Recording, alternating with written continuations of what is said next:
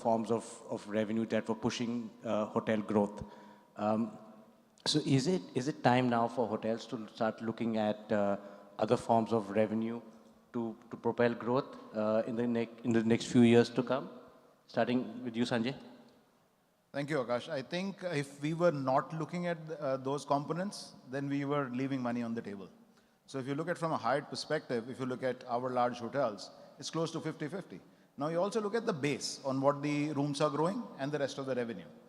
Now when you break down the components, rooms is a large component of the entire business. But Correct. then you break down the business in all the other components. For example, you take food and beverage as an overall, where you look at weddings, right? You look at how the weddings have grown from 2019, we grew by 200% in 22. Wow.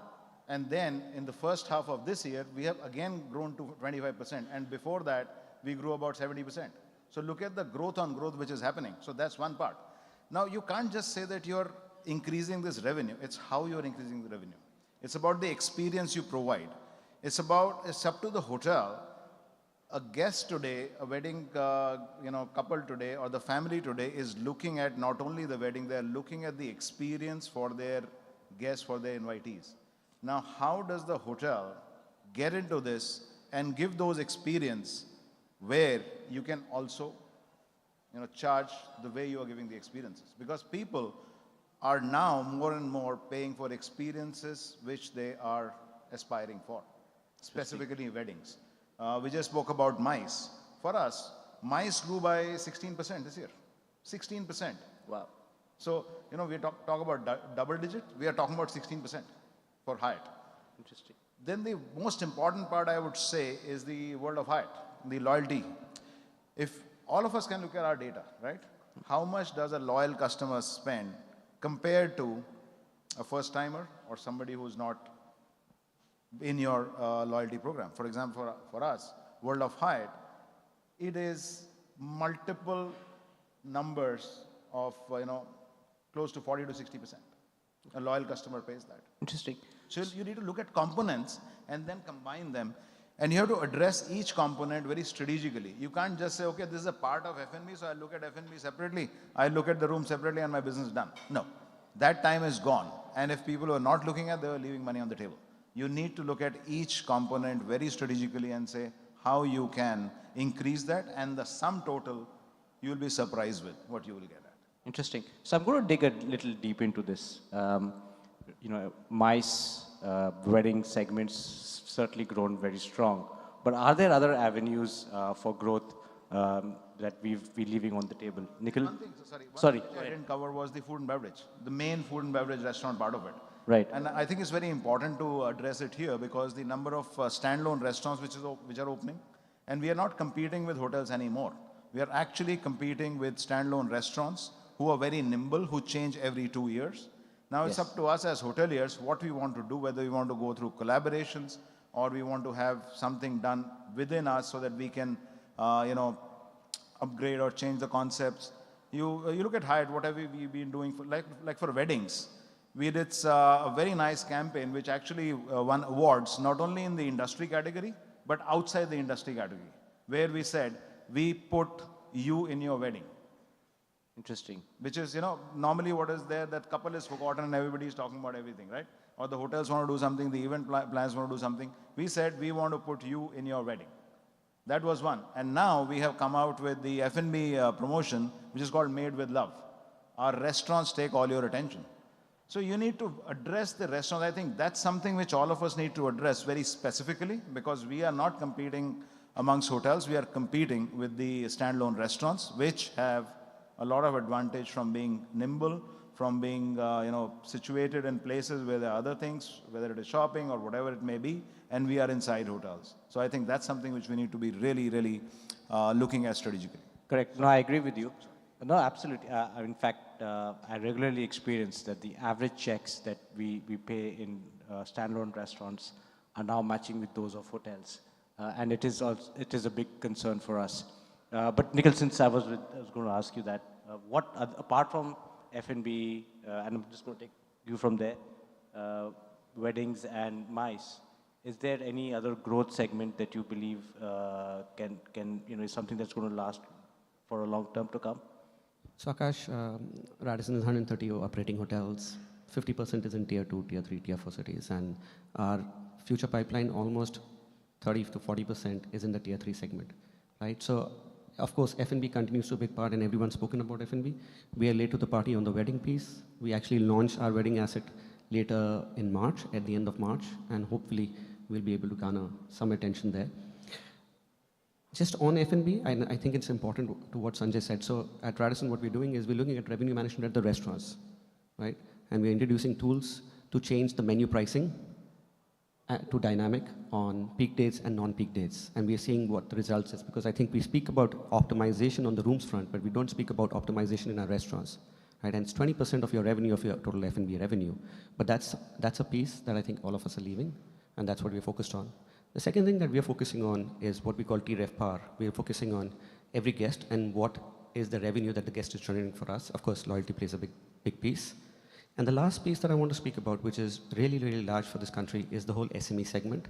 And I think that is a totally untapped market for most international brands. And if we can penetrate the SME market, especially for someone like us, right? Because if you're in tier 2, tier 3, tier 4 cities, you don't have the large 500 corporates coming to your hotels. You have the small SMEs coming there. And that is a base that I'd really like to break into. Interesting. So I'm just going to refer back to the survey that we conducted last year.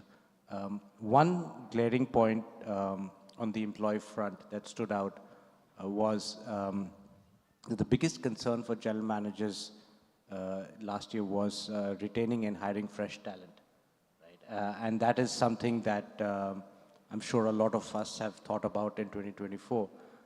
Sudeep, is that something that takes up a lot of your time as well, as you go along with the year?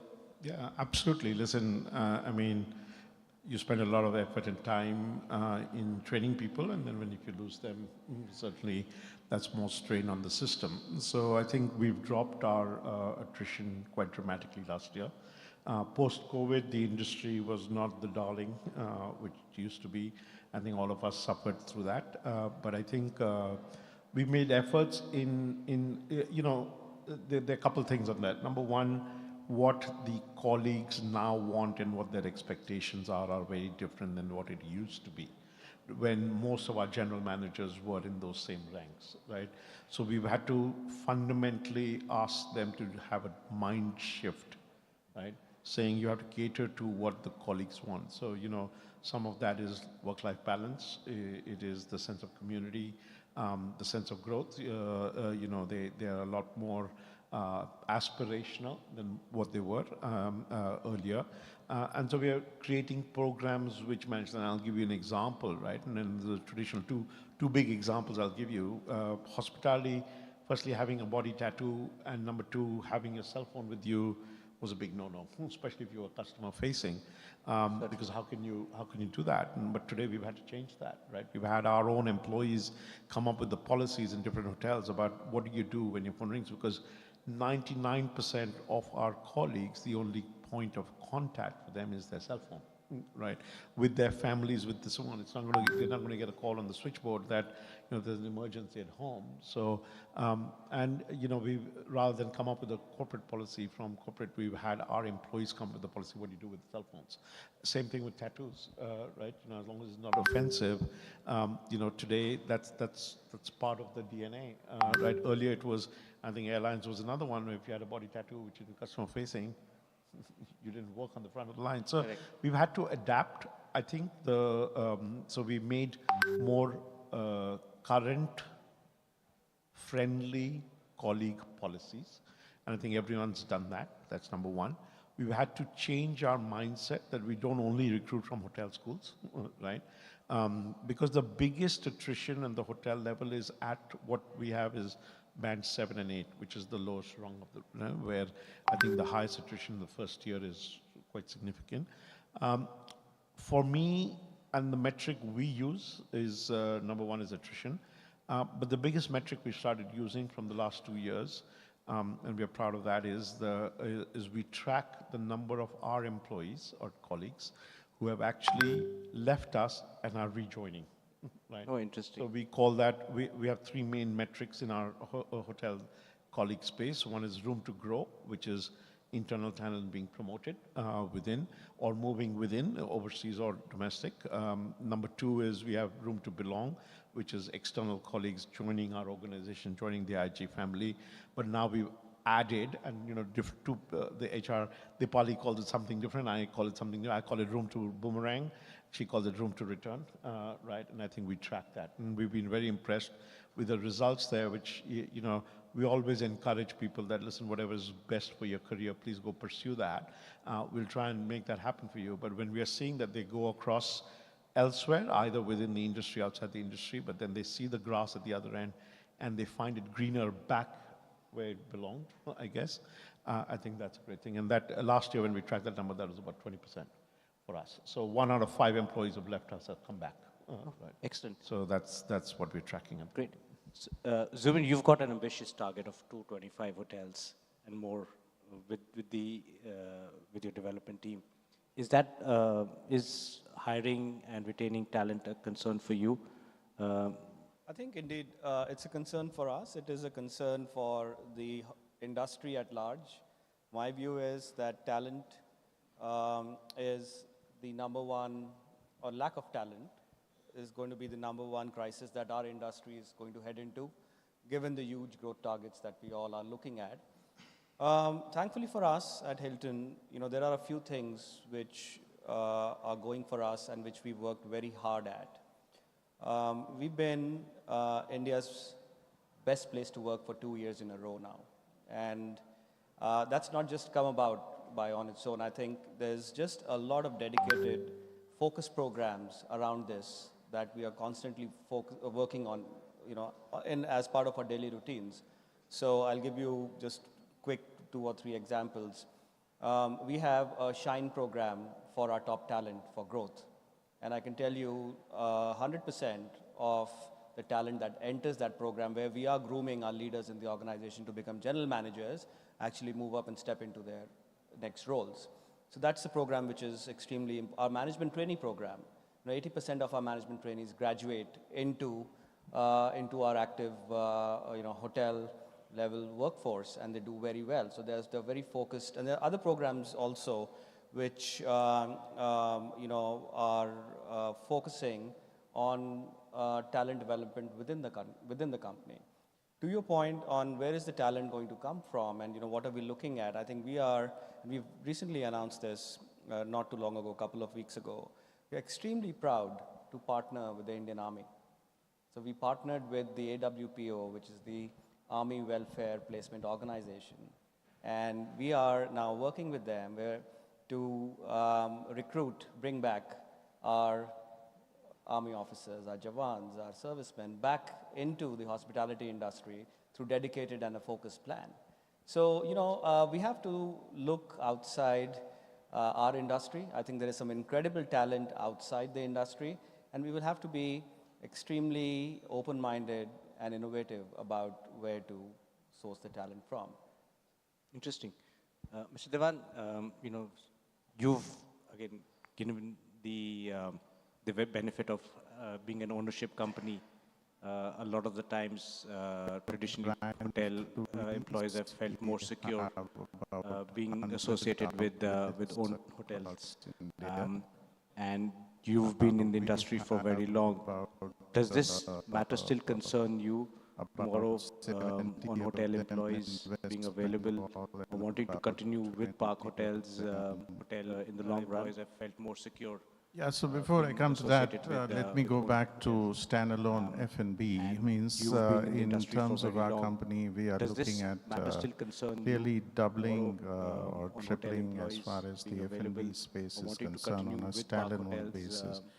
Our business is not going to be just hotels. So before I come to that, let me go back to standalone F&B. So as I mentioned, we have 100 outlets of our bakery and cafe brand called Flurries. We have also ventured out into some places which is our most successful of our brand. We have brought that brand into Mumbai.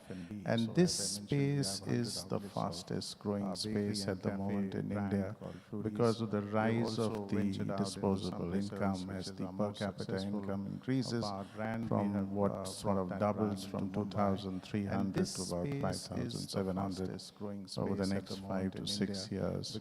And with the government sort of changing policies in terms of tax in the income tax slab, so a lot of disposable income is going to come in. This is a $4.5 trillion, 4.5 trillion rupee business. It is expected to grow at the rate of about 12 to 15%, and it's likely to be at 7.5 trillion rupees by the end of 2030. So we are right there in this standalone business. On the people side, yes, people are very committed to us. We have a strong, being a listed company, to ensure that there is more loyalty towards us. We do have a ESOP program which we have been able to successfully launch to ensure that the talent sort of stays with us. Secondly, we are running our own hospitality school which is based in Navi Mumbai. So this hospitality school or college for us continuously is in the process of creating talent for the group. Also runs our own management training programs. We run different kind of management training programs which are again correlated to our business. We could be the only company running a management training program which could be just centered around the bars. So we run a bar executive training program or a bar management training program. We run similarly a bakery and confectionery management training program, a cafe related management training program. So all is being done to sort of retain and make people grow. And then of course we are looking at the millennials and the Gen Zs, as I mentioned, when I was here about 2 years back, as to can we look at the structure of reducing the number of hours for people? Can they work instead of 8 hours, 6 hours a day? And we have been quite successful in some of the departments to change from 8 hours to 6 hours. And in some departments, we have been able to reduce the number of working days from 6 working days to 5 days. All is in terms of helping, in terms of retaining people and developing people. Some good days ahead. Some good days ahead for our hotels. Given the limitations of time. I have one additional point on this, which I think Hyatt is looking at it very differently. We are all talking about upskilling, whether it is through programs, whether it is corporate training, management training, or we're going to do this for them to get the next position. If you look at today, at the interviewing process, today's youth is not only looking at career. They are also looking at what is in it for them to develop as a personality. So how we interview, we are not only looking at skills, we are also looking at attitude, how we can build that personality. Because today's youth is looking at two things. One is how his career can grow, but they are not only looking at career. They are equally looking at how they can progress as an individual. It's about how you treat a name or an associate, not as an associate or as a personality, but as a personality from any level onwards, from the interview. So we need to focus on that because today's youth is very different. Very. If you look at Hyatt, we have something called Rise High, and we said we will have 25,000 opportunity youth. Our CEO made that commitment, and I'm very happy to share that we are achieving that. At the interview level itself, we need to start looking at two things. One is how we are going to grow that individual, that name in his career from an upskilling or from adding skills to his what he has, and also how we are going to progress and help him grow his personality, which is very important to So good point, Sanjay. In terms of what we are doing, in terms of doing things differently for people, of course, is part of any program you join at the bar. Whether you're joining is in the bars, or you're joining in F&B, or you're joining in front office. Walking the ramp is very important.